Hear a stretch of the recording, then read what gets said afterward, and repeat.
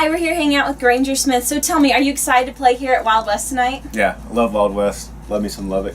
All right, so tell me, what's your favorite thing about performing live? It's that feeling of writing a song and producing a song and putting it out and then getting on the stage and performing it. It's kind of the culmination of what you originally thought that song should be, and it's seeing people's instant reaction from that song is what it's all about. So tell me a little bit about your new album.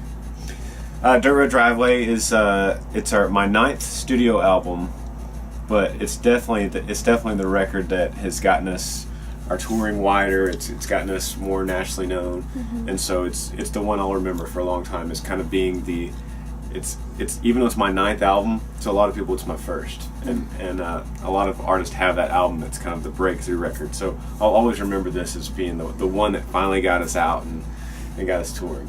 So you do a lot of work with soldiers and stuff. What exactly has been the most rewarding part of being able to give back with your career? Going out, and I've done several tours in Iraq, and just being able to give back to the people that allow me to live my dream and to play music is what I've always wanted to do, and to be able to have that choice here, to have that freedom to do that is the decision that they have made to volunteer to go out there and fight for that right. And so to be able to go play music, which is what I do, and give that piece of them back to them, which is the least I can do, is it's huge. It's very rewarding, and it's a huge satisfaction in doing what I do. And what or who musically has been your inspiration, would you say, with your career? George Strait was the one that kind of got me early on. I was 15 years old when I first saw him in concert, and I was traveling around, got my driver's license at 16, and the first thing I wanted to do was go to his calendar and find out where I could drive to go see him. And so seeing that concert environment, those stadiums, the lights would go out and George Strait would walk out and the crowd would go crazy. That feeling was so addicting and so energizing, it made me want to pursue this forever. So when it gets hard or when things get difficult, what keeps you going or what keeps you motivated? The band and the crew.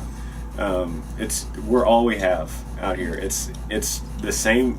We're the same faces on the same bus and the same crew, and we go into completely different places every day, every night. And so getting into that routine on tour, if we're on a 2-week tour and playing every single day, after about 3 days in, we just fall back on each other. We rely on each other. We're each other's brothers. And one person starts feeling down, which happens every day. Someone's going to have a bad day every day. Actually, I was having a bad day yesterday.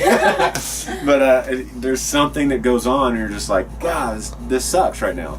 And then having everybody else be like, actually, it's going to be a good night. And lifting everybody up. And then once we hit the stage, and everybody's working, the tour manager's doing his thing, sound guys are running around, the band's doing their thing, we've all come together and done our one task together.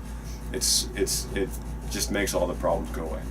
All right, now tell me a little bit about Earl Dibbles Jr. and how that came about.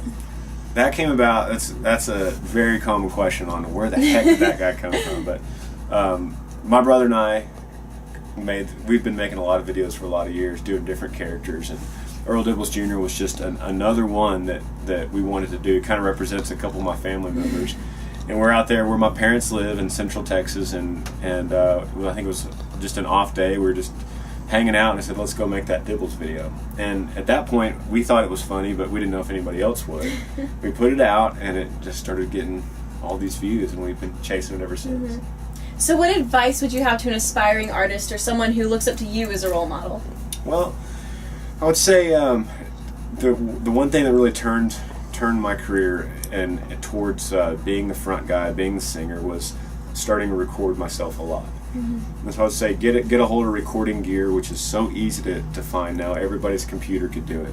And record yourself, write all the time, write songs and record yourself, and then drive around and listen to it. Put it on your phone, listen to those songs, and find what you could do better. Find what you do good and keep doing it. Find what you could do bad and stop doing that. And just keep writing and evolving. And don't try to jump out and play as many tour dates as you can. Worry about things like social media. Worry about your Twitter followers and your Facebook followers and your songs, and get that to them first. And once you have that home base built up, wherever your hometown is, then get out and worry about getting your van and your trailer and start playing some shows. All right, well, thank you so much. Will you sign us off with me here? Yeah. Ready? Wreck 'em Tech!